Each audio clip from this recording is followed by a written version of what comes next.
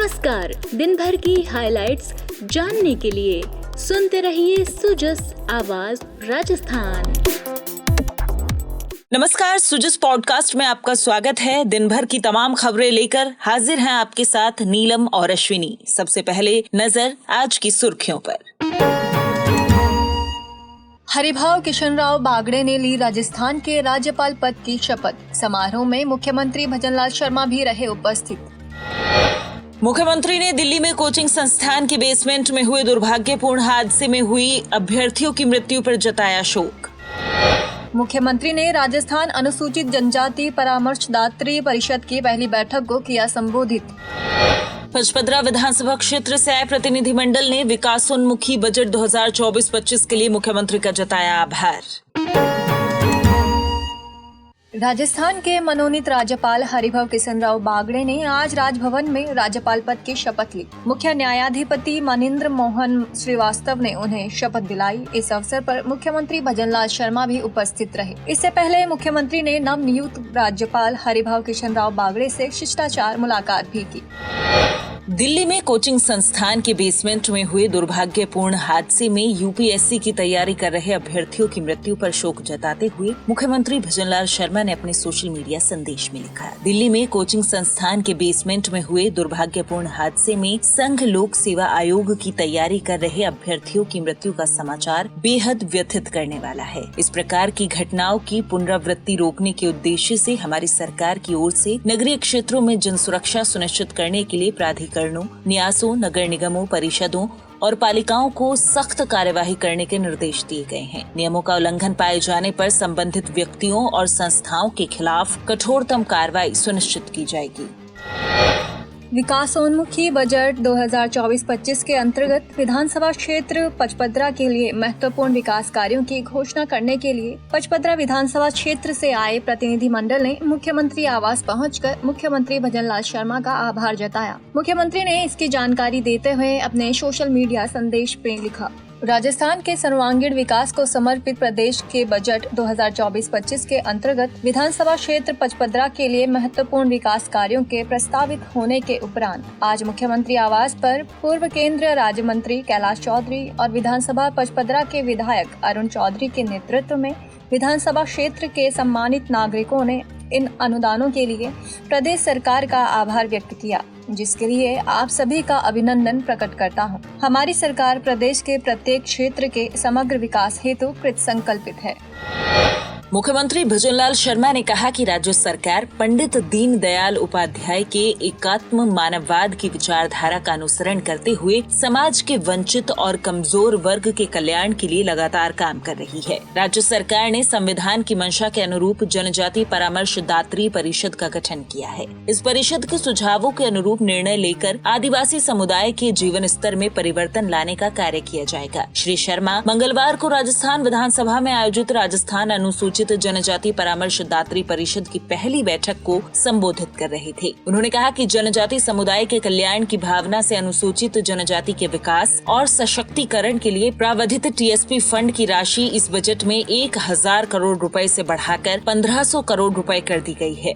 मुख्यमंत्री ने कहा कि जनजातीय क्षेत्र के विकास के लिए परिवर्तित राज्य बजट में कई महत्वपूर्ण प्रावधान किए गए हैं। उन्होंने कहा कि जनजाति वर्ग के बालक बालिकाओं के लिए छात्रावासों और आवासीय विद्यालयों में मेस भत्ता बढ़ाकर 3000 रुपए प्रति माह और खेल छात्रावासों के लिए 4000 रुपए प्रति माह किया गया है। इसके अलावा 250 नवीन माँ बाड़ी केंद्र खोलने और माँ बाड़ी केंद्रों पर कार्यरत शिक्षा सहयोगियों के मानदेय में 10% की बढ़ोतरी की घोषणा भी बजट में की गई है।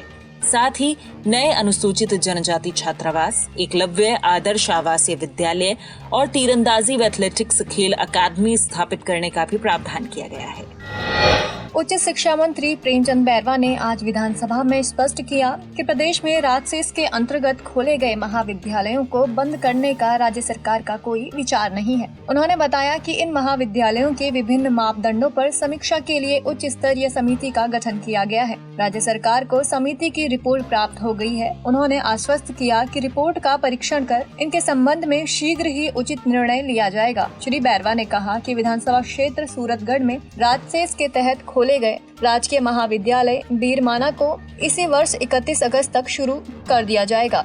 उच्च शिक्षा मंत्री प्रश्नकाल के दौरान सदस्यों द्वारा इस संबंध में पूछे गए पूरक प्रश्नों का जवाब दे रहे थे। हमारे पास कमेटी की तो रिपोर्ट भी आ चुकी है और इस पे हम चर्चा कर रहे हैं। उच्च स्तरीय कमेटी की जांच हमारे पास सरकार के पास आ गई है और निश्चित रूप से जल्दी इस पे निर्णय लिया जाए। 30/8/2024 तक ये पूर्ण होने की पूरी संभावना, निश्चित रूप से इस महीने के लास्ट तक आपकी कॉलेज उसमें संचालित हो जाएगी। उद्योग मंत्री कर्नल राज्यवर्धन राठौड़ ने कहा कि पचपदरा रिफाइनरी से प्रभावित 198 नमक की खानों को रिफाइनरी द्वारा अवाप्त से शेष रही लवणीय भूमि पर विस्थापित किया जाएगा। इसके लिए 841 बीघा भूमि चिन्हित कर ली गई है। उन्होंने बताया कि इन खानों की पुनर्स्थापना के लिए राज्य सरकार की ओर से 7.85 करोड़ रुपए क्षतिपूर्ति का भुगतान भी किया जाएगा, जिसका मंत्रिमंडल के स्तर से अनुमोदन हो गया है। उन्होंने स्पष्ट किया कि मानसून के बाद इन खानों में खुदाई शुरू होने के बाद नियमानुसार क्षतिपूर्ति राशि का भुगतान किया जाएगा। उद्योग मंत्री प्रश्नकाल के दौरान सदस्य द्वारा इस संबंध में पूछे गए पूरक प्रश्नों का जवाब दे रहे थे। जी हाँ, ये सही है कि पचपदरा रिफाइनरी क्षेत्र में रिफाइनरी की स्थापना से पूर्व स्थानीय खारवाल समाज द्वारा लवण क्षेत्र में स्थित नमक की खानों से नमक का उत्पादन किया जा रहा था। वर्ष 2013 में रिफाइनरी की स्थापना हेतु पचपदरा लवण क्षेत्र से अवाप्त की गई भूमि में 198 नमक की खानें भी शामिल थी। रिफाइनरी से प्रभावित 198 नमक खानों का शेष लवणीय भूमि पर विस्थापित में पुनर्स्थापित करने हेतु 7.85 करोड़ रुपए क्षतिपूर्ति के रूप में दिए जाने का निर्णय मंत्रिमंडल के स्तर से किया जा चुका है। मंत्रिमंडल की आज्ञा दिनांक 3/3/23 की प्रति परिशिष्ट अ पर संलग्न है, जिसकी अनुपालना में विभागीय कार्रवाई प्रक्रियाधीन है। जन स्वास्थ्य अभियांत्रिकी मंत्री श्री कन्हैया लाल ने बुधवार को विधानसभा में आश्वस्त किया कि पिलानी विधानसभा क्षेत्र के सभी गांवों और कस्बों को मार्च 2027 तक जल जीवन मिशन के तहत जोड़ दिया जाएगा। इसके लिए विभाग द्वारा तखमीना तैयार कर लिया गया है। शीघ्र ही टेंडर की कार्रवाई की जाएगी। उन्होंने बताया कि सीकर और झुंझुनू और नीमका थाना में पेयजल उपलब्ध कराने के लिए इस वर्ष बजट में इंदिरा गांधी नहर आधारित वृहद पेयजल योजना के तहत 7,542 करोड़ रुपए का प्रावधान किया गया है। परियोजना के तहत पिलानी विधानसभा क्षेत्र में पेयजल की समुचित व्यवस्था सुनिश्चित की जा सकेगी। जन स्वास्थ्य अभियांत्रिकी मंत्री प्रश्नकाल के दौरान सदस्य द्वारा इस संबंध में पूछे गए पूरक प्रश्नों का जवाब दे रहे थे। इस बजट घोषणा के अंदर माननीय मुख्यमंत्री जी ने पिलानी विधानसभा क्षेत्र के लिए इंदिरा गांधी नहर परियोजना से लगभग 7,000 इंदिरा गांधी नहर आधारित वृहद पेयजल परियोजना सीकर झुंझुनू नीमका थाना के लिए लगभग 7,542 करोड़ रुपए का प्रावधान किया है। इसमें इनकी पिलानी विधानसभा क्षेत्र के भी जितने भी जो गाँव है, दोनों कस्बे हैं, इनके लिए इसके अंदर हम आने वाले बहुत जल्दी इनके एस्टिमेट भी बना लिए हैं, टेंडर भी लगाने जा रहे हैं और मार्च 2027 से पहले आपके हर गांव को जल जीवन मिशन के तहत जोड़ देंगे। कोई भी आपका गांव और कस्बा नहीं बचेगा। जल संसाधन मंत्री श्री सुरेश सिंह रावत ने बुधवार को विधानसभा में आश्वस्त किया कि विधानसभा क्षेत्र डीग कुम्हेर की ग्राम पंचायत आवार में एमएम कनाल पर नवीन पुलिया निर्माण के लिए जल्द ही तकनीकी परीक्षण कर विस्तृत रिपोर्ट बनाई जाएगी। जल संसाधन मंत्री प्रश्नकाल के दौरान सदस्यों द्वारा इस संबंध में पूछे गए पूरक प्रश्नों का जवाब दे रहे थे।